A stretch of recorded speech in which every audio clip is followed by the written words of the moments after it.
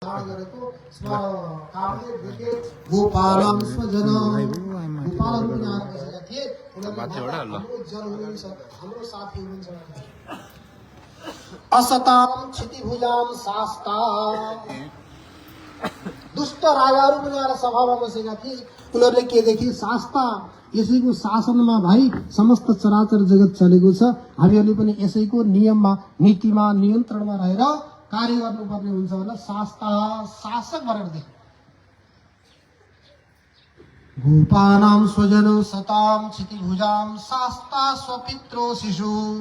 आफ्ना माता पिताजीहरूले के देख्नु? शिशु, त्यो गर्भावस्थामा वा जेलमा जन्मेको सानो बालक टोकरीमा राखेर लिएर गएर मैले छोडेको थिएँ, यत्रो भएछ भनेर स्वपित्रो शिशु, माता पिताले आफ्नो बालक देख्नु। मृत्युर भोजपते, त्यो भोजराज कंस सिंहासनमा बसेको थियो। उसले के सोच्यो? यही हो देवकीको लाल, मेरो हुनेवाला काल।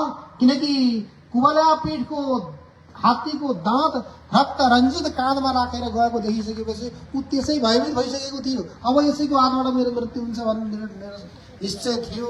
मृत्युर भोजपते, भोजपति रामले कंसले के देखेको थियो? मेरो मृत्यु। विराट विदुषाम तत्त्वम परम योगिनाम, विद्वान व्यक्तिले विराट पुरुष, विराट स्वरूप परमात्मा देखेका थिए। अनि योगीहरूले तत्त्वम परम योगिनाम, यो परम तत्त्व जसलाई प्राप्त गर्नको लागि हामीहरू हजारौं वर्षमा साधना तपस्या गर्छौँ। सच्चित आनन्द स्वरूप सर्वोत्कृष्ट परमात्मा उहाँ हुनुहुन्छ। कृष्णैनाम परदेव मिलितो रामलाम घटा साग्रज।